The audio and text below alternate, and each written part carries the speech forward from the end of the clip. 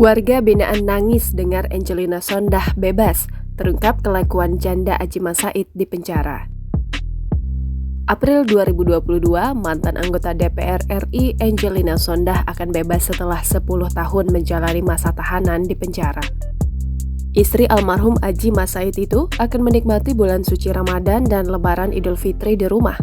Momen keluar dari penjara itu paling ditunggu-tunggu oleh mantan politisi Demokrat tersebut. Bahkan, ia sudah menyusun sejumlah rencana ketika bebas nanti.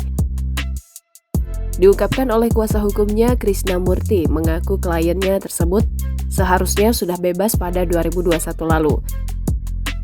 Hanya saja hal itu tak terwujud karena penggantian kepada negara akibat kasus korupsi yang menjeratnya kurang dibayarkan.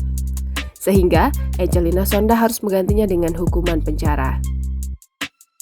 Menjelang bebas, Krishna Murthy mengaku Angelina Sondakh tak bisa tidur, sebab sebentar lagi dirinya akan bertemu dengan sang anak Keanu.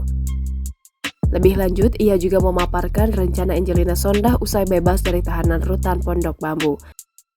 Kembali penasaran, Krishna Murthy pun ingin tahu apakah Angie masih berminat masuk ke dunia politik atau tidak usai terjerat kasus korupsi.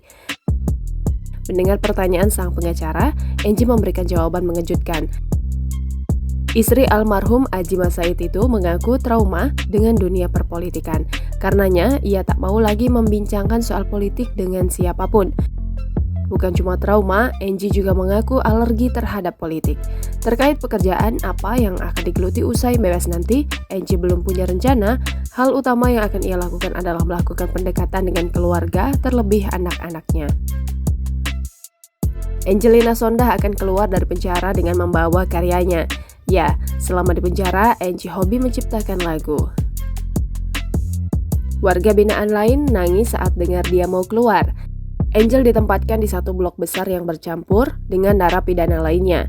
Saat ini Angelina Sondakh tengah gemar menciptakan lagu. Ada beberapa lagu ciptaannya. Jangan lupa subscribe, share, komen, dan like ya!